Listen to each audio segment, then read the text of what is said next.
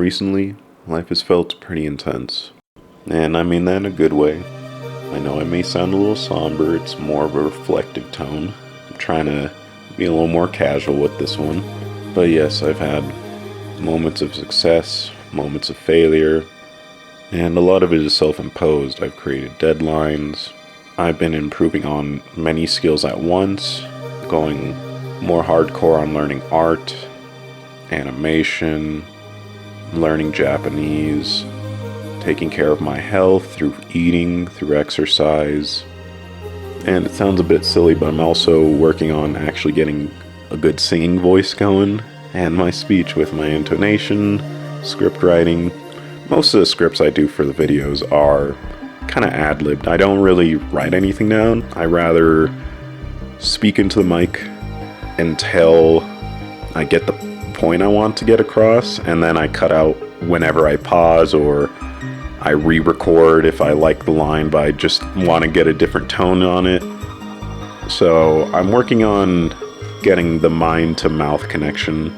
Every video, every project I have outside of the channel, I try to do something different. I try to learn something from each one of them, and even after producing them or after putting them out, I am trying my best not to go back and perfect everything, rather look at it, write down what needs to be done better, and how I can improve it on the next project or video. Even now, I'm practicing just speaking and getting raw audio out as if I was giving a presentation. It's more so that I can practice that in the moment speech, which is a little bit of the point of why I wanted to do this podcasty style video. But yes, all this put together really fills out every day for me. It's something I got to talking to with one of my friends when we went off on a walk, and I kind of described it to him where there was a lot of moments where I'd be on a walk, out on a drive, or working on something, and I would see it, I described it as a nostalgia in the moment. That feeling where that moment has the same weight of nostalgia and remembrance as a memory from years ago that I hold very fondly. And he brought up, I guess a better way to describe it is that moment was very vivid. Of course I knew the word, but for some reason nostalgia came into mind first. But yeah, he mentioned it as this vivid feeling, and I've had it before, but I've had the most concentration of it recently. And I guess to describe it a little better, it's not so much that every moment made me feel incredible joy, a lot of them did, but the core of it, more so than the joy or that vividness or that nostalgia feeling, the core to me was this feeling of kind of being on the right path. I had gone through a lot of my life wondering and planning, thinking of the things I want to do and what I can do. The difference recently has been that instead of focusing so much on building up skills or trying to do things the right way, I've kind of discarded a lot of that, and so I've been living on the razor's edge of every aspect of my life for the past couple of months. So it's led to some very emotional revelations and some very intense moments. Inwardly, of course. I'm lucky enough to not have any tension in my household or my family or friends. It's been going pretty well. Anyways, all this got me to start researching. I started looking into patterns in philosophy and religion of that feeling of vividness, that feeling of nostalgia. That led me to the idea of, sorry for my pronunciation on this, but the Augenblick, most prolifically associated with Heidegger. So I started reading Being in Time. I'm very early on, so I can't really speak on that, but I do want to speak on Augenblick a little bit. Please, if you're interested, seek out and read these philosophers on your own. All I have are bits and pieces that I've picked up and have been kind of touching on through audiobooks, through lectures, things like that. Heidegger isn't the only one to bring it up. There are a few that bring it up, but I do like his description that Augenblick is an insight into the authentic self, and it's a way to confront your true self. And then there's the other famous philosopher, Nietzsche, who speaks about it as a choice and something that can happen at any moment. And to him, the goal is then to decide whether you affirm that moment or you recoil from it. But the shared idea between both philosophers, at least to a degree, is that that moment is a connection between your present, past, and future self.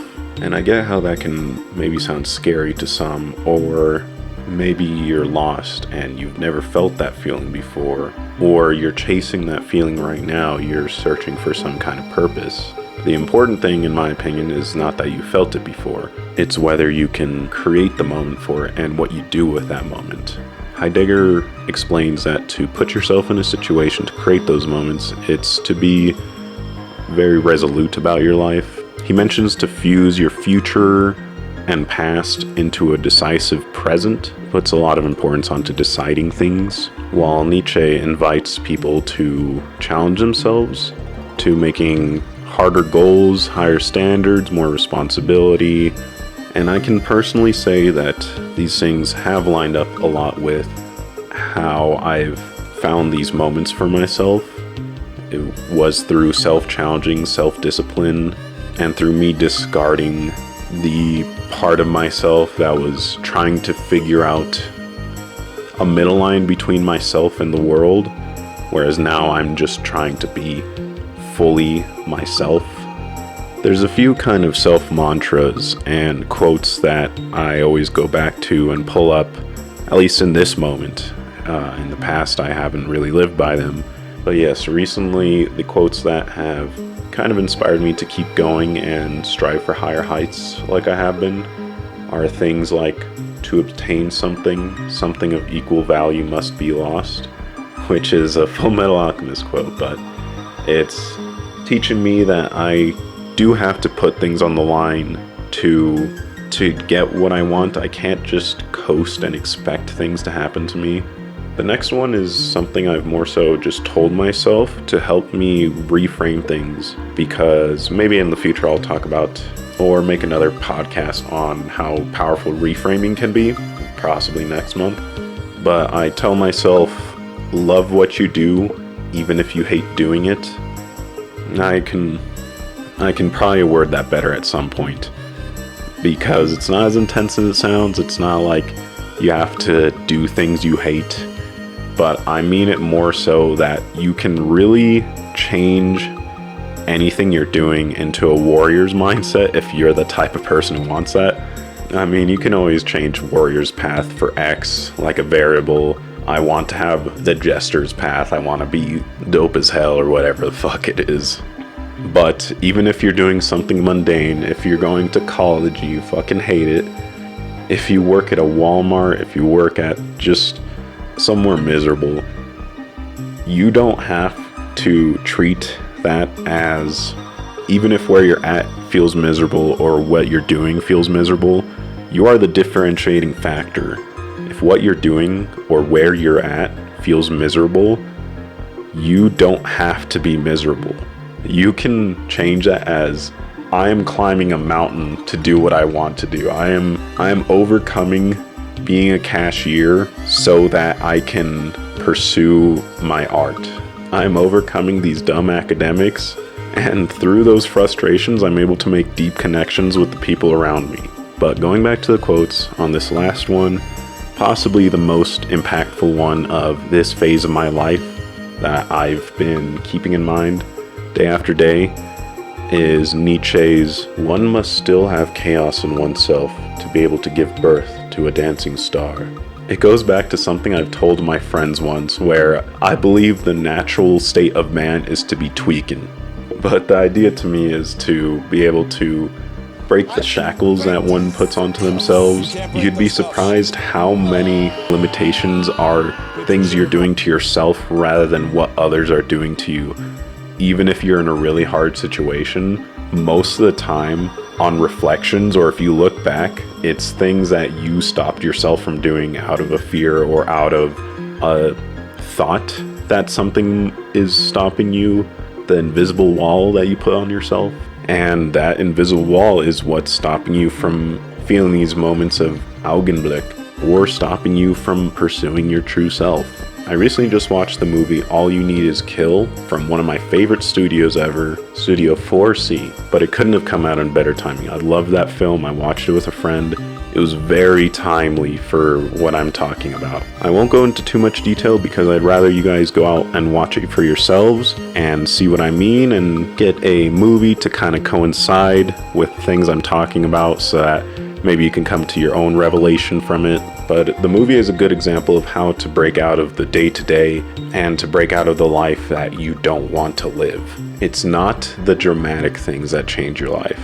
It's not this big explosion or this big invasion.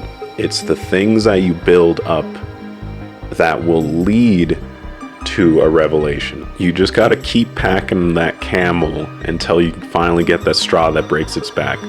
In a good way. In a good way. It's an evil camel. You have to break its back, but you can't fight it. So that's that metaphor. Anyways, I think that's gonna do it for my first little ramble. I hope you learned something or got something from it. I'll leave you on one last thought. If you're on any kind of path towards self-improvement, treat everything you do as a skill and every skill as a muscle. You don't deadlift 600 pounds out of nowhere. If you're shy and you want to improve on that, you don't go up to a group of people in a bar. Know your limitations and things and start within them, but make sure you challenge yourself at the same time. Thank you for listening and look forward to this Friday for the moon video. See you later.